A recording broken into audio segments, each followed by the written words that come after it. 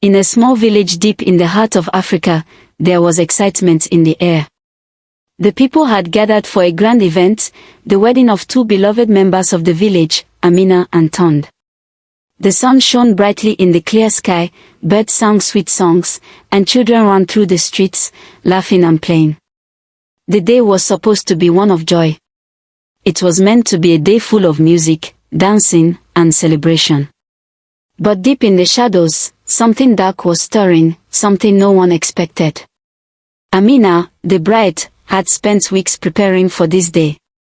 Her dress was made from the finest fabric, shimmering in the sunlight like the golden rays themselves. Her mother had chosen a beautiful headpiece that sparkled like stars in the night sky. The ceremony was going to be perfect. But there was one person who didn't look happy. Tunde, the groom, was quiet. His usual warm smile seemed to have faded. He was a tall, strong man, but today, he looked troubled. Every time he looked at Amina, there was something in his eyes that made her heart beat faster. Not from love, but from fear. Fear of something he couldn't explain. Tunde tried to smile as he walked towards Amina, but his hands were shaking. He looked around the crowded village square, at the brightly colored tents, the laughing children, and the elders sitting on woven mats. Everything seemed perfect, yet Tunde couldn't shake the feeling that something was terribly wrong. Amina noticed his unease. She reached out and took his hand, squeezing it gently. "Tunde, you're scaring me," she whispered. Tunde quickly looked into her eyes. "I'm sorry, Amina. It's nothing. It's just nerves." But Amina wasn't fooled. She had known Tunde for many years. They had grown up together, playing under the same mango tree, swimming in the river, and sharing dreams of the future. She could tell when something was bothering him. Before she could ask him what was wrong, a loud sound echoed through the village. The ground seemed to shake for a brief moment, and people looked around in confusion. The noise stopped as quickly as it had started, but it left a strange, uneasy feeling in the air. Amina's heart skipped a beat. "What was that?" she asked, her voice trembling. "I don't know," Tunde replied, his voice tight. "Maybe it's just a thunderstorm coming." But Amina wasn't convinced. The sun was high in the sky, and there wasn't a cloud in sight. The elders, who were normally wise and calm, stood up and began whispering to each other. Their faces were pale, their eyes wide with concern. Suddenly, the loud noise came again, but this time, it was followed by a deep rumbling sound, like the earth itself was growling. The ground shook harder this time, and people screamed in panic. The beautiful wedding celebration that was supposed to be full of joy turned into chaos. Tables and chairs were knocked over as villagers ran in every direction, looking for safety. Amina's heart raced. She grabbed Tunde's hand tightly, her eyes wide with fear. "What's happening? What is that noise?" Tunde's face had turned pale, and for a moment, he seemed lost. Then, with a sudden burst of energy, he pulled Amina toward the forest at the edge of the village. "Amina, we need to leave. Now," he shouted, his voice full of panic. Amina tried to resist, but Tunde's grip was firm. "Tunde, what's going on? Why are we running?" Tunde didn't answer. He only pulled her faster, his legs moving as if they had a mind of their own. As they reached the edge of the village, Amina turned to look back. In the distance, she saw a figure standing near the village square, watching them. The figure was tall and cloaked in a dark hood, and its eyes gleamed in the sunlight. For a split second, Amina thought she saw something strange, something glowing red in those eyes. "Who is that?" she asked, her voice trembling. "I don't know," Tunde muttered, his breath heavy. "But we can't stay. We must keep moving." They reached the edge of the forest, and Tunde stopped to catch his breath. His face was slick with sweat, and he looked like he was about to collapse. Amina could see the fear in his eyes, and it made her even more scared. What was happening to her wedding? Why was Tunde so afraid? Ton sank to his knees, gasping for air. Amina, listen to me, he said, his voice strained. I should have told you sooner. I'm so sorry. Amina knelt beside him, her hands trembling. Ton, what's happening? What's going on? Why did we run? Ton looked at her with haunted eyes. There's something you don't know, something I should have told you before today. It's about my family, and the wedding. We were never supposed to be married. Not like this. Amina's heart skipped a beat. What do you mean? What are you talking about? My family, they have made a dark pact, Ton whispered, his voice shaking. A pact with an ancient, evil force. The one you saw in the village square, the figure with the glowing red eyes. It's not just a person. It's an evil spirit that my ancestors made a deal with long ago. Amina felt a chill run down her spine. She shook her head, unable to understand. But, we were happy. We were going to be married today. Why are you telling me this now? Why didn't you tell me before? Ton's face twisted with regret. Because I didn't want to hurt you. But now, there's no escape. The spirit has come to claim me. Amina felt as though the ground beneath her feet had disappeared. Claim you? What do you mean? Why? Ton stood up, his hands shaking. The spirit, it wants to take me. It wants me to serve it, to become its vessel. It's a curse that has been passed down through my family. I thought I could break it, but I couldn't. Now, it's too late. Amina felt her stomach churn with fear. She didn't know what to believe. The village, the celebration, the mysterious figure, it was all too much. What do we do now? We can't go back, Ton said, his voice low. If we stay, it will take me. But there might still be a way to stop it. There's a place deep in the forest, where my ancestors buried their secrets. If we can find it, we might be able to break the curse. Amina's eyes widened. What is it? How do we find it? Ton shook his head. I don't know exactly. But I remember hearing stories from my elders. It's hidden somewhere in the deepest part of the forest. We have to find it before it's too late. Suddenly, the ground shook again. The rumbling sound was louder this time, and the trees swayed as though a great wind was sweeping through the forest. Amina looked up, and there, in the distance, she saw a shadow moving between the trees. It was the figure with the glowing red eyes. It's coming, Ton said, his voice trembling with fear. We have to hurry. Amina's heart raced as she looked toward the shadow that moved through the forest. The figure, cloaked in darkness, seemed to glide silently between the trees. Its eyes burned red, glowing like fire in the night, even though it was still daylight. It was closing in on them. Ton, we have to go. Amina cried, grabbing his hand. Ton, his face pale with fear, nodded urgently. We can't waste any time. The longer we stay, the closer it gets. Follow me, Amina. Don't look back. The two of them ran deeper into the forest, their feet crunching on the dry leaves and twigs. The air was thick, heavy with the scent of damp earth and wild plants. The sounds of the village, the music and laughter, seemed like a distant memory, swallowed by the intensity of the chase. As they ran, Ton's mind raced. He had heard the elders speak of the cursed forest, the dark place where his ancestors had made their deal with the evil spirit. It was said that whoever entered would never return, for the spirit would claim them. He had hoped that he would never have to face it, but now there was no turning back. Amina, stay close. Ton shouted, pulling her hand as they ran faster.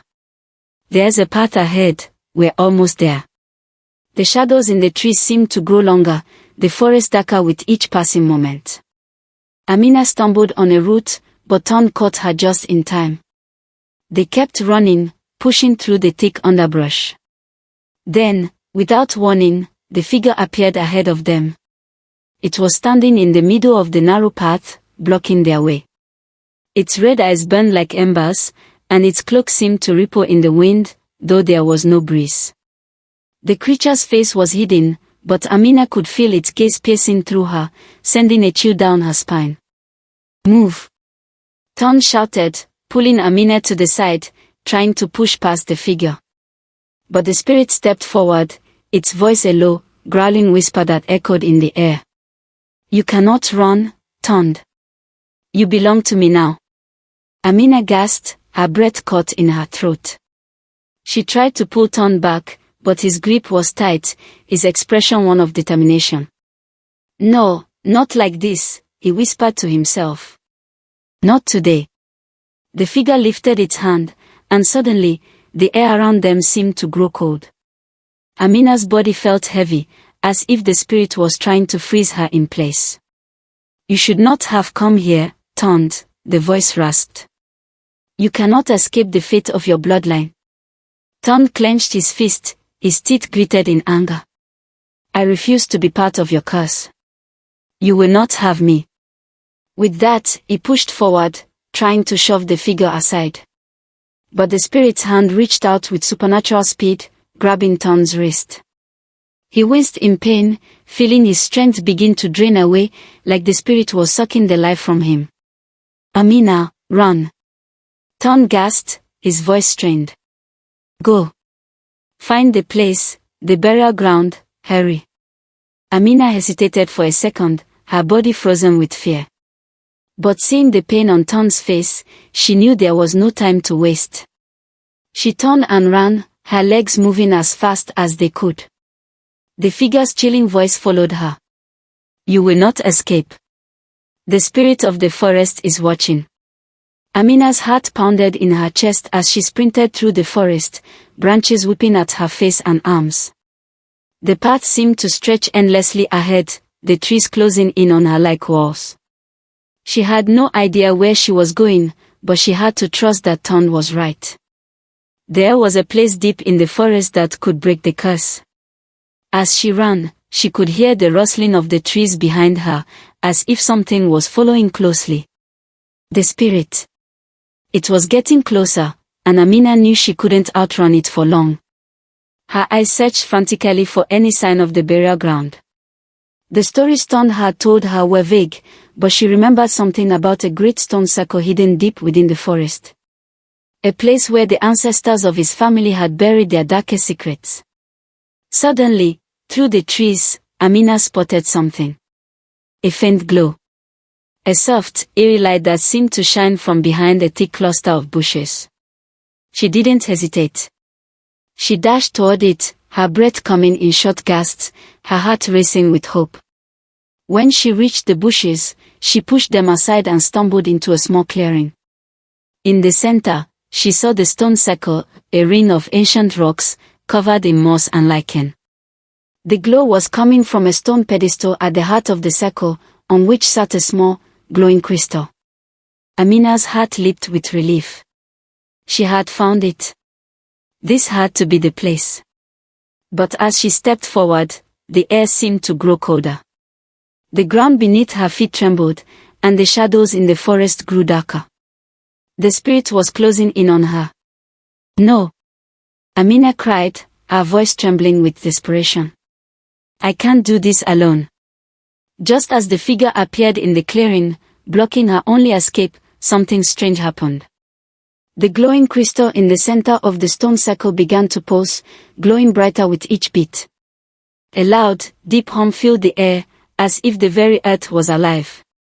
The spirit hissed, its form shifting and twisting, as though it was being pulled in multiple directions at once. It screamed in agony, its voice a horrible screech that echoed through the trees. Amina stepped back, watching in awe as the spirit seemed to struggle against an invisible force. The crystal's glow grew stronger, and suddenly, the ground shook with a mighty force. The air was filled with an energy so powerful that Amina had to shield her eyes. And then, as quickly as it had started, the shaking stopped. The forest fell silent. Amina slowly opened her eyes, expecting to see the spirit standing over her, but the figure was gone. The stone circle was glowing faintly, and the forest around her seemed calmer, quieter. But there was no time to celebrate. Amina turned to find Tunde, and with all the strength she had left, she ran back into the forest. Amina ran with all her might, her feet barely touching the ground as she sprinted back through the thick trees. Her heart raced with fear, and her mind was a whirlwind of confusion. Had she done enough to stop the spirit? Or was it merely taking a moment to regroup, to strike again? The path seemed endless as she made her way back toward the place where she had left Tunde. The forest around her was eerily silent, but she could feel the presence of the spirit lurking in the shadows, watching her every move. A part of her wanted to call out for Tunde, but she knew better than to make noise. If the spirit was still after them, it would only make things worse. As she approached the place where she had last seen Tunde, she saw something that stopped her in her tracks. The ground was littered with broken branches, and in the middle of the path, there was a mark, deep gouges in the earth, as though something large and heavy had been dragged through the dirt. Amina's breath caught in her throat. Was this the work of the spirit? Tunde, Amina whispered hoarsely, her voice cracking with fear. She looked frantically around, but there was no sign of him. Suddenly, the hairs on the back of her neck stood up. She could feel it. The air had grown thick again, heavy with the presence of something dark and powerful. The glow of the crystal she had seen earlier seemed to flicker in her mind, urging her to hurry, to keep going. Tunde, she shouted louder, her voice trembling. Tunde, where are you? A faint rustle from behind her made Amina whip around, her heart pounding. There, standing at the edge of the clearing, was the figure, its red eyes glowing brighter than ever, its form shrouded in darkness. It had followed her. No! Amina cried, backing away slowly. Her mind raced. She had to reach Tunde, had to save him. The spirit was close now, and it was angry. You cannot escape, Amina, the spirit hissed. Your love is doomed. It will never save you from what has already been decided. Amina felt her legs grow weak beneath her, but she forced herself to stand tall. I won't let you take him. I won't let you win. The spirit laughed, a cold, hollow sound that sent chills down her spine. You think you can stop me with your love? You think you can break the curse that has been woven into your very fate? Amina gritted her teeth. She had to do something. She couldn't let the spirit take Tunde, couldn't let this darkness ruin everything. Then, she remembered the crystal. It had glowed brighter when the spirit had been close to it. Maybe it was more than just a symbol of the curse, it could be the key to breaking it. With a burst of strength, Amina turned and ran toward the stone circle. She didn't know if it would work, but she had to try. The spirit's voice followed her, a mocking whisper. You cannot outrun me, Amina.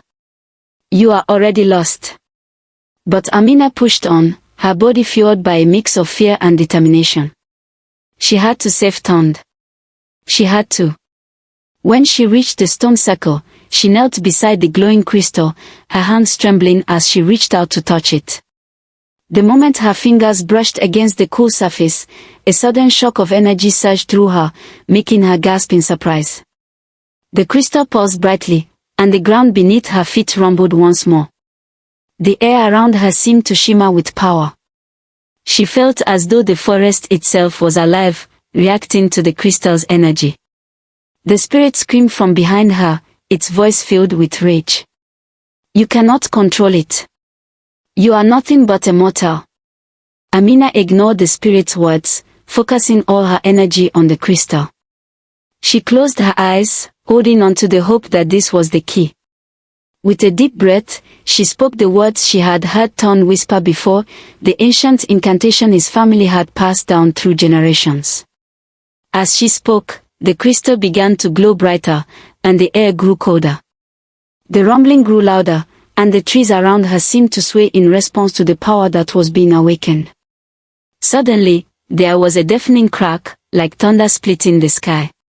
The ground beneath Amina's feet shook violently, and the spirit let out an earth-shattering scream.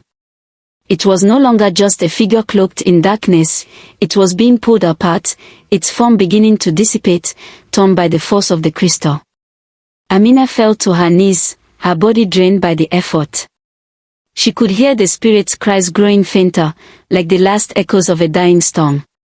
The glowing crystal dimmed, its light fading as the forest returned to its normal state. The tension that had gripped the air lifted, and for the first time since the spirit's arrival, Amina could breathe easily. But she didn't celebrate just yet. She stood shakily, her eyes scanning the clearing for Tunde. The spirit might be gone, but she had no idea what it had done to him. Tunde, Amina whispered, her voice trembling. A soft rustling came from behind the stones. Amina turned, and there he was, Tunde, stumbling toward her, his face pale and tired, but alive. Amina, he whispered, his voice hoarse. You did it, you stopped it. Amina ran to him, tears filling her eyes. She threw her arms around him, holding him tightly. I thought I lost you, she sobbed. Tunde hugged her back, his voice filled with relief. I was so scared, Amina. I didn't know if we would make it. Together, they stood in the stone circle, holding on to each other, the weight of the danger they had faced still heavy on their shoulders. They were alive, but the curse was far from over. The spirit was gone, but they knew this was only one battle in a war that had been going on for centuries. But for now, they were safe. The wedding might have been ruined, but their love was stronger than the darkness that had tried to tear them apart. Tunde looked at Amina, his eyes filled with gratitude. We need to leave this place, Amina. The forest is no longer safe, and the curse, it's not finished. Amina nodded, her heart still racing, but she knew that no matter what came next, they would face it together. Amina and Tunde, though shaken, knew they could not stay in the forest much longer. The battle they had fought was not over, and the cursed forest still held many secrets, some of which they would never truly understand. But the bond they shared, tested in the face of darkness, was stronger than anything the spirit could have thrown at them. Together, they turned away from the stone circle, their hearts still heavy with the knowledge that they had narrowly escaped a fate worse than death.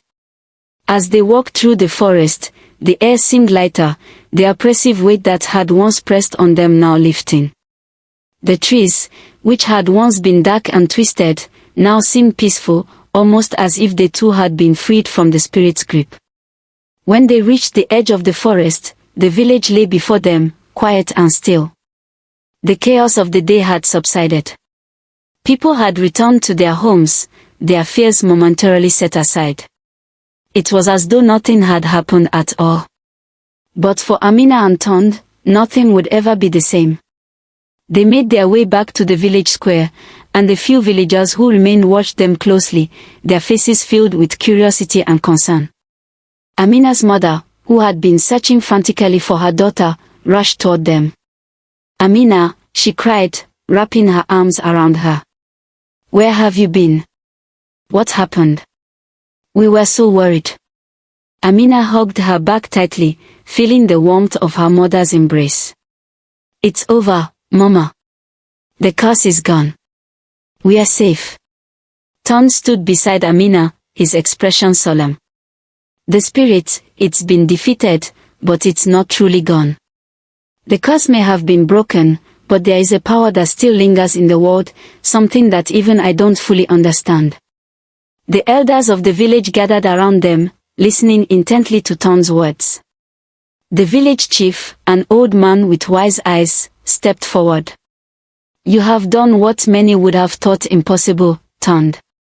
You and Amina faced the darkness and survived. For that, we owe you both our respect. Amina nodded, but a shadow of doubt lingered in her heart. They had won, yes, but had they truly freed the village from the spirit's curse? Or had they only delayed it, allowing it to grow stronger and return one day? I'm afraid the curse cannot be fully lifted unless we understand its origins, Tunde said. The evil force is tied to my bloodline, to the decisions my ancestors made. As long as that link exists, there will always be a chance for the spirit to return. The chief's expression hardened. Then we must find a way to rid ourselves of this evil for good. It will not return to harm this village again. Amina and Tunde exchanged a look. They knew the path ahead would not be easy, but they also knew they would face it together. Maybe we don't have to fight it alone, Amina said softly, her voice filled with newfound strength. Maybe we can find others, those who know more about these ancient curses and the dark forces that bind us. Tunde looked at her, his eyes filled with admiration. You're right. We'll seek help. We'll uncover the truth. But together, we will face whatever comes next. And so, the wedding that was meant to celebrate love turned into a journey of survival, of breaking free from a past that refused to stay buried. The love between Amina and Tunde had not only endured but had grown stronger in the face of terror. Though the village could rest for now, the two of them knew that their battle with the dark forces was far from over. The spirit, though defeated, was not gone forever. But together, they would continue to fight, for their love, for the village, and for a future free from the curse that had haunted them for generations. As they walked away from the village, hand in hand, the first stars began to appear in the sky.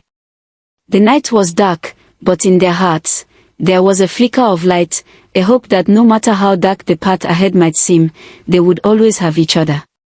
And that, they knew, was enough.